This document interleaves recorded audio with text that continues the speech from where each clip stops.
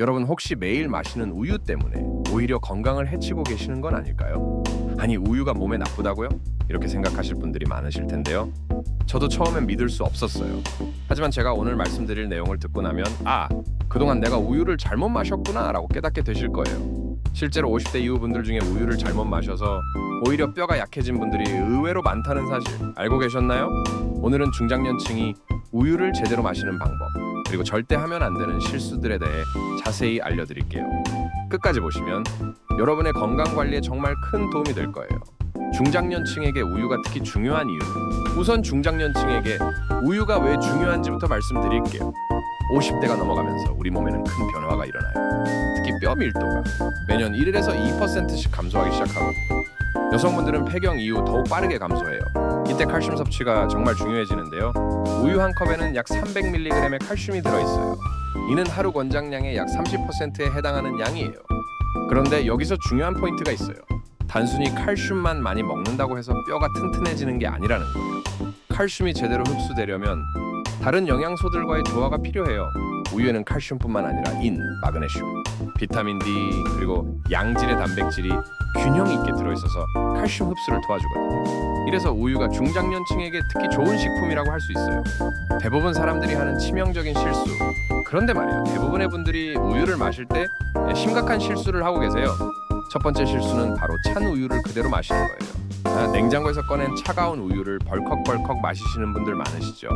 이게 왜 문제냐면요. 차가운 우유는 위장에 부담을 주고 소화 흡수율을 떨어뜨려요. 특히 중장년층은 젊을 때보다 소화 기능이 약해져 있기 때문에 더욱 주의해야 해요. 두 번째 실수는 공복에 우유를 마시는 거예요. 아침에 일어나서 우유부터 마신다는 분들 계시죠? 이것도 좋지 않은 습관이에요. 공복에 우유를 마시면 유당이 제대로 분해되지 않아서 복통이나 설사를 유발할 수 있어요. 게다가 우유의 영양소들도 제대로 흡수되지 않고 그냥 배출되어 버려요. 세 번째 실수는 너무 많이 마시는 거예요. 몸에 좋다니까 하루에 1리터씩 마신다는 분들도 계신데 이것도 문제예요. 과도한 우유 섭취는 오히려 칼슘 흡수를 방해할 수 있고 유지방으로 인해 콜레스테롤 수치가 올라갈 수도 있어요. 올바른 우유 섭취법. 그럼 이제 올바른 우유 섭취법을 알려드릴게요. 첫째, 우유는 반드시 따뜻하게 데워서 드세요. 전자레인지에 1분 정도 드시거나 냄비에 끓지 않을 정도로 살짝 데워서 드시면 돼요. 온도는 대략 60도 정도가 적당해요. 너무 뜨겁게 하면 우유의 영양소가 파괴될 수 있으니까 주의하세요. 둘째, 식사 후 30분에서 1시간 사이에 드세요. 이때가 소화 흡수율이 가장 좋아요. 특히 저녁 식사 후에 마시는 우유는 숙면에도 도움이 돼요. 우유에 들어있는 트립토판이라는 아미노산이 세로토닌 생성을 도와서 마음을 안정시켜주거든요. 셋째, 하루 1에서 2잔 정도가 적당해요. 한 잔은 200ml 기준이에요. 너무 많이 마시면 오히려 역효과가 날 수 있어요. 넷째, 천천히 마시세요. 급하게 벌컥벌컥 마시지 마시고 한 모금씩 음미하면서 천천히 드세요. 이렇게 해야 소화도 잘 되고 영양소 흡수도 좋아져요. 우유와 함께 먹으면 좋은 음식들, 우유의 효과를 극대화하려면 함께 먹는 음식도 중요해요. 첫째, 견과류와 함께 드세요. 아몬드, 호두, 땅콩 등에 들어있는 마그네슘이 칼슘 흡수를 도와줘요. 우유에 견과류 몇 개 넣고 갈아서 마시면 정말 좋아요. 둘째, 바나나와 궁합이 좋아요. 바나나의 칼륨이 나트륨 배출을 도와주고 식이섬유가 장 건강에도 좋거든요. 바나나 우유 만들어 드시는 것도 추천해요. 셋째, 꿀을 한 티스푼 정도 넣어서 드세요. 꿀의 올리고당이 장내 유익균 증식을 도와주고 우유의 칼슘 흡수율도 높여줘요. 넷째, 계피가루를 조금 넣어보세요. 계피의 항산화 성분이 염증을 줄여주고 혈당 조절에도 도움이 돼요. 절대 하면 안 되는 것들. 이제 우유 마실 때 절대 하면 안 되는 것들을 말씀드릴게요. 첫째, 커피와 함께 마시지 마세요.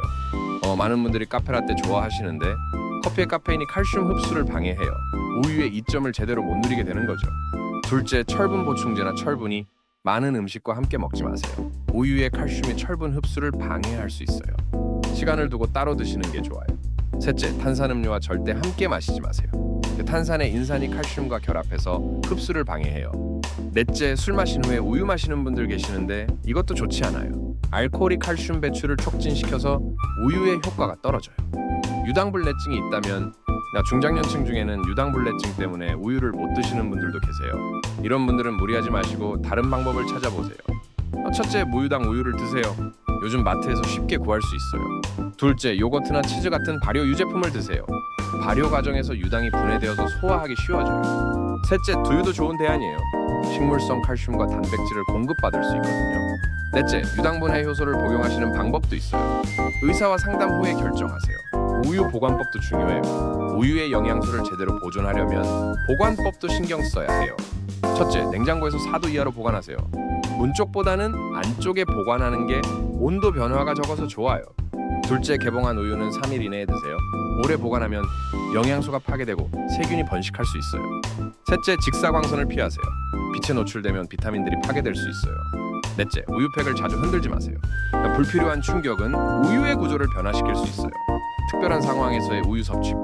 이제 골다공증 예방이 목적이라면 저녁에 마시는 게 더 좋아요. 밤사이 뼈 재생이 활발하게 일어나거든요.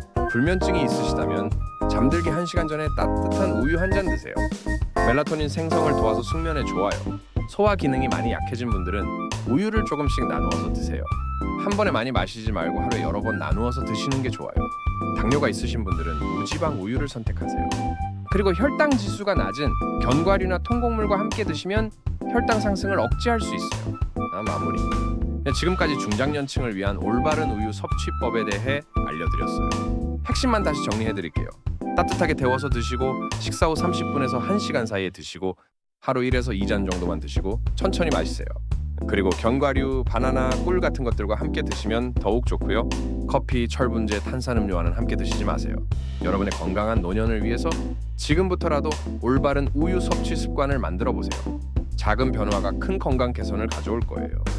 건강한 우유 섭취로 든든한 뼈, 좋은 잠, 그리고 활기찬 하루를 만들어 가시길 바라요. 오늘 영상이 도움이 되셨다면 구독과 좋아요 부탁드려요. 여러분의 건강한 삶을 응원합니다.